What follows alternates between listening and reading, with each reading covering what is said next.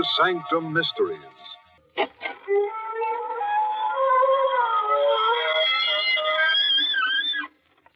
Good evening, friends of the creaking door.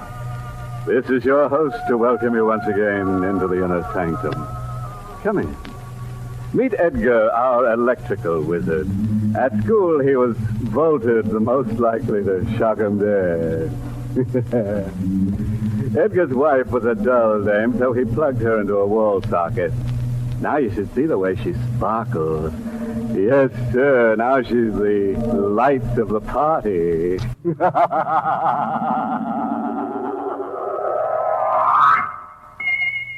Ever roll your eyes over the dream of $500,000?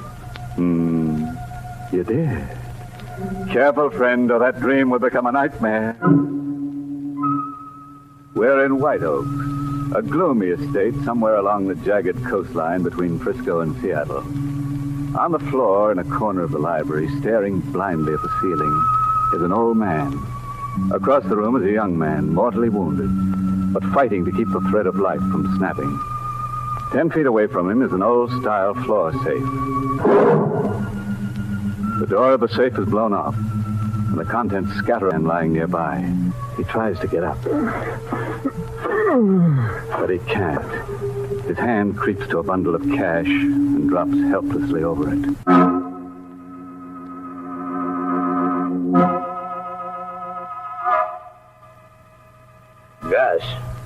Gus Miller. Yeah? Open your eyes. Come on, son. Show fight. Don't cash in yet. Who are you? Sheriff Ben Lomax, Gus. Gus? How'd you know my name? Went through your bags. You've been masquerading as Tom Reed. Yeah. Where am I? In the county hospital? You take a lot of killing, but next stop is the county morgue. Hooray for me. You wouldn't be busting with curiosity about me, Sheriff. You wouldn't be busting to talk, son. Guess I am, if you'll listen. That's what I'm here for. Gus Miller's my name. Check back on my pedigree and you'll find I've been a number more than I've been Gus Miller. As a kid, I went right out of an orphan's home into the big jail at San Quentin. Number 562317 was my name for 10 years. 562317. Every night before turning in, I swore that 562317 was how many bucks it would cost society to square accounts with me. Go on. I was a day out of the clink, laying around the Frisco docks, wondering where I could hustle a buck.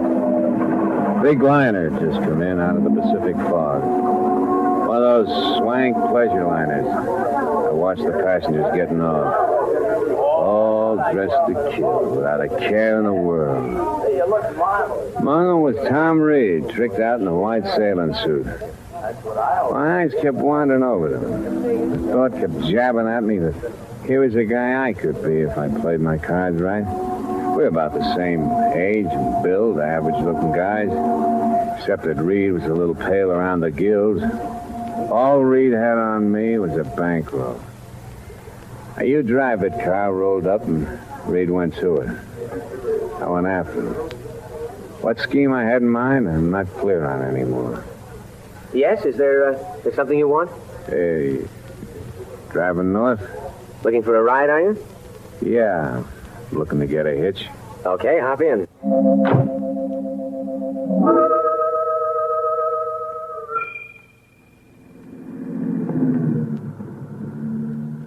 I'm Tom Reed.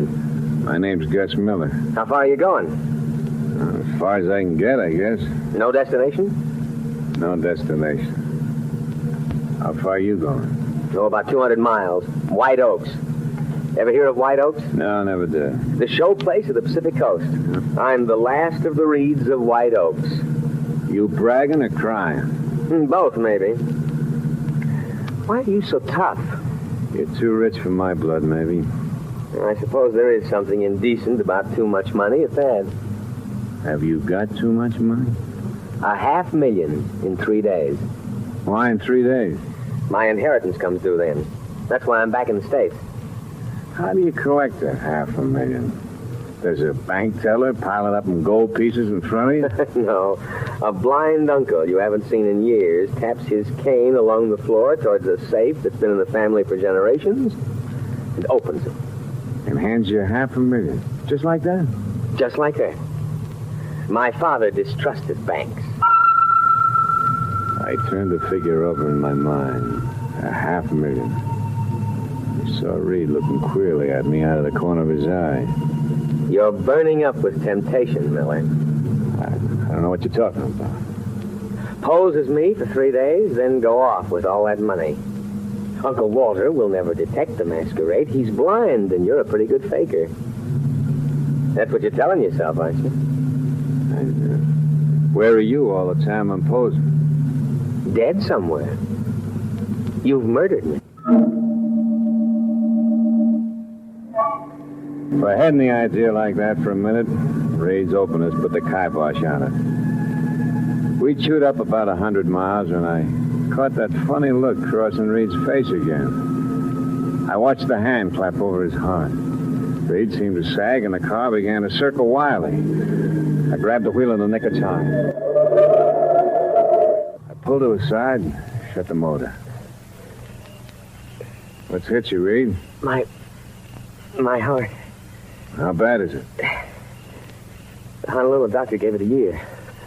I've been shortchanged by 2 weeks. Get me to a doctor. I stalled. There was a little man counting off 500,000 in my mind slowly, by one. Reed's eyes were on me. They were dying eyes, but I caught a twinkle. As if he were amused over something. Here's your chance, Miller. Just sit it out under the stars. Forget the doctor. What I like most about you is your sense of humor. I'm taking you to that doctor. Thanks, doctor. But don't bother. It's too late. Reed. Bury me somewhere as Gus Miller. You'll be Tom Reed for 3 days.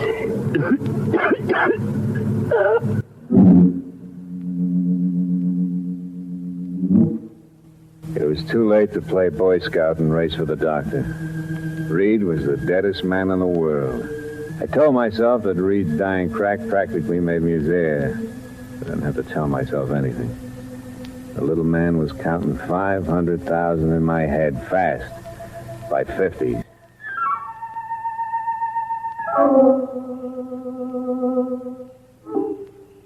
I found a natural lake about 5 miles up a side road. The region was a dead end. Not a house or a human anywhere in miles. I swapped clothes with Reed, weighed his pockets with stones, and said goodbye and let him slip.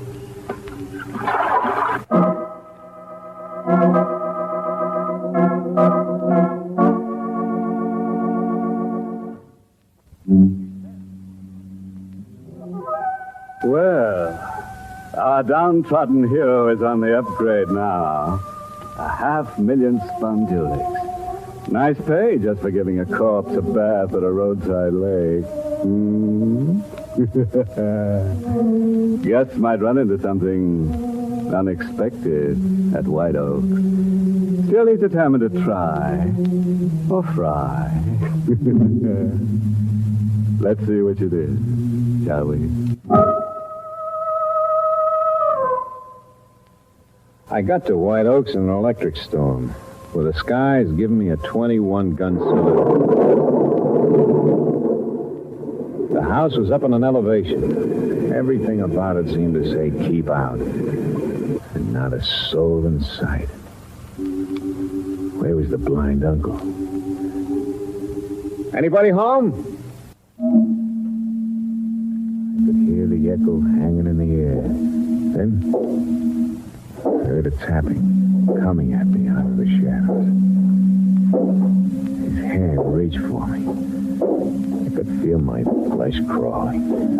Tom? Oh, Uncle Walter? Give me a hand, nephew. Sure. Oh, it's been so long since I felt the warmth of a reed hand. Your hand is perspiring. It's close in here. I've been in a rush since Frisco. Something wrong? Your voice, it's changed. For the better? It's, deeper. But blame it on the Honolulu climate. It's been a long time, Uncle. Yes, it's been a long time. Margaret, your fiancée, will be here tomorrow to greet you. Margaret? She's coming tomorrow? Yes. Oh. How is Margaret? She's grown into a fine woman. She'll make you a good wife, Tom. When do the wedding bells ring out? The day you take your inheritance, as your father wished it. You and Margaret were playmates as children, and your father wanted someone close to have his money after you. This letter from Margaret came the other day. If you'd like to read it. Sure. Yeah, I'll read it in bed. Good night, nephew.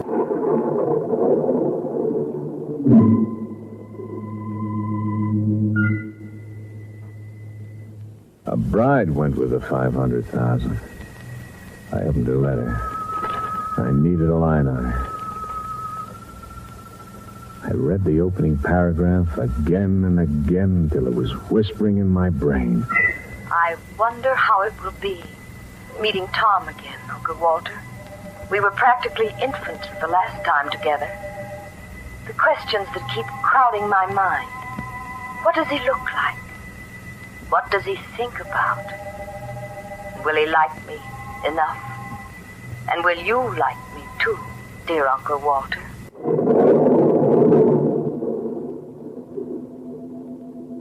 I had all the line on her I needed. Margaret didn't know Tom Reed from Adam.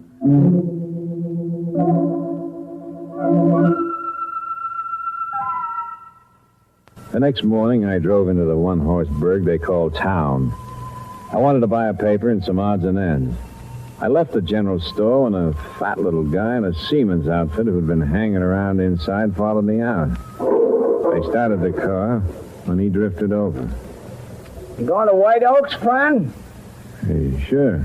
How'd you get? The car. It's the job Reed rented in Frisco yesterday. Can I ride along with you? You're going to White Oaks? Uh-huh.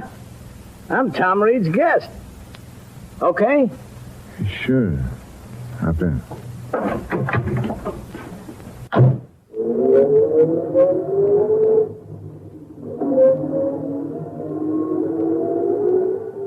You a friend of Tom? Well, kind of.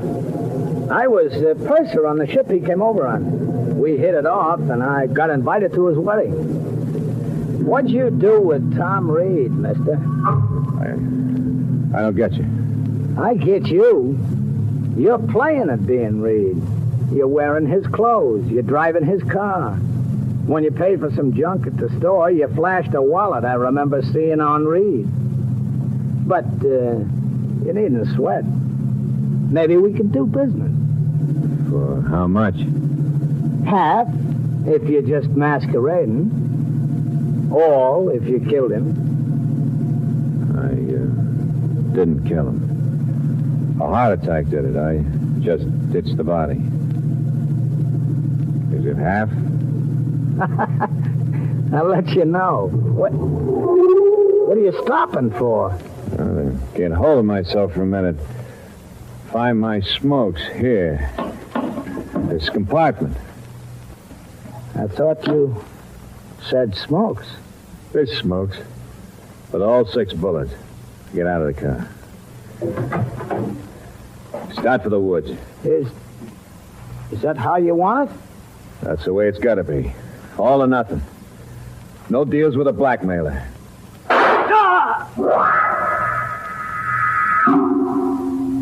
He sat down in a slow, wriggling motion, then fell over on his side into the weeds. I started to drag him through the weeds, looking for a place to hide him until I could get some tools and bury him later. And suddenly, there was an auto horn back on the road making like crazy. Some motorist unable to get past my parked car on a narrow road. I left Trace as he was and ran to the car. It was a girl in a snappy convertible. Move over. I can't get by. Sure. Were you hunting? Hunting? Why do you ask that? I heard shooting. Well, I took pot shots at some rabbits. Any luck? No, I'm on bad shot. Too bad. Am I on the road to White Oaks? Sure. You wouldn't be Margaret. Yes. I'm Margaret. Hello. I'm Tom Reed. You're Tom Reed? Disappointed? Don't mind my staring. Aren't you going to show me the way, Tom? The way you keep staring has got my curiosity up. I'm sorry. Like she couldn't control her eyes. Even put. I followed the direction of his stare. Suddenly it hit me. Murder was written all over me. There was blood all over my clothes, from my shirt right down to my shoes. It was as if Tracy's corpse was standing beside me, telling it to the world. In those woods. You killed somebody in there. That's what those shots were. You killed Uncle Walter. And now you're talking crazy. A hobo stuck me up. I grabbed his gun and finished him. You don't believe me, huh? No. And you're not Tom Reed. You got a picture of him grown up, huh? Yes. Nice and frank and open, huh? Being that honest is gonna cost you something. Well, don't you scream or something? I'd rather do this. Stay exactly where you are. I'm toting a gun in a maroon convertible. You know how to shoot it? Try me and see. Kid, I got to try you. Whether I like it or not, I gotta know. I'm shooting for a girl. My turn. Now.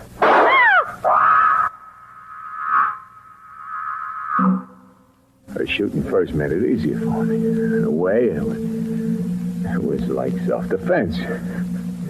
Still kidding myself. Funny, it was hello, goodbye. I met a girl and killed her. All in less than 5 minutes. 500,000 was coming a lot harder than I figured, all right. I was running out of time. Play now is to grab what was in the safe one way or another and lamb as far from the two stiffs and the blind uncle as I could get. I got to the safe and began to work at the dials. I heard Uncle Walter tapping his way toward me. Tom? Tom?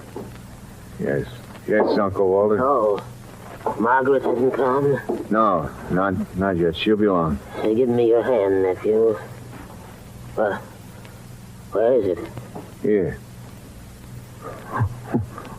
Well, what do? Read palms of your fingers? Yes, nephew. There are flecks of dirt on the palm. As if you've had your hands on the ground. That's not bad. You ought to be a detective. There's an odor.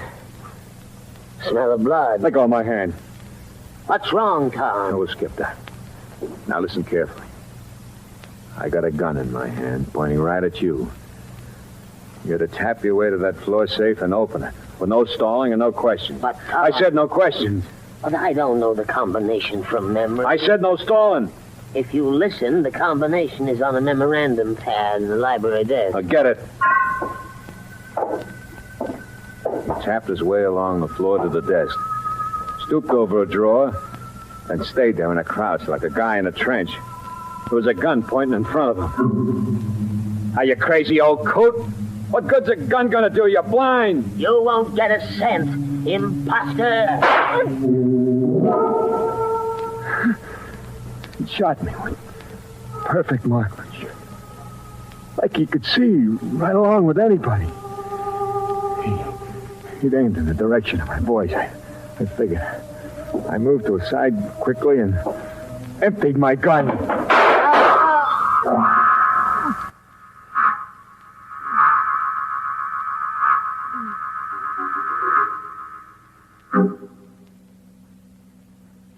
Huh? That's all of it, Sheriff. You fixed a glycerin charge in a can and blew the safe wall? It was a trick I picked up in prison. There are chemicals in the storeroom at White Oaks. Huh. The nerve of you. Still going for the money with all those bullets in here. Like you said, I don't kill easy. Well, you're tough, but the joke's on you all around. Sure, it's on me.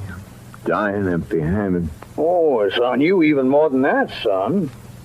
The old man wasn't blind, and he wasn't Uncle Walter. You're kidding. No, for a fact. Like you, he was just playing along. He'd been the butler before he killed Uncle Walter. You see, he never thought Tom Reed's bad heart would allow him to take that trip from Honolulu. Well, what's funny, son? The joker's on me. All around.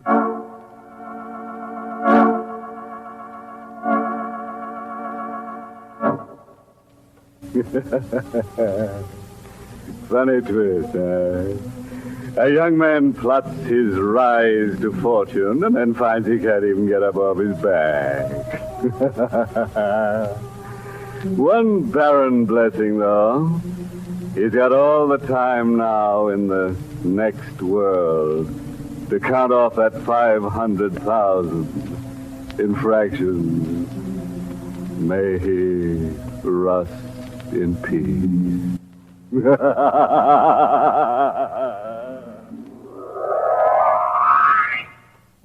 Well, friends, it's time once again to close that creaking door. Until next week at the same time, when we'll be back with a little hunk of horror. You'll be sure to listen, won't you? Until next week, then. Good night. Pleasant dreams.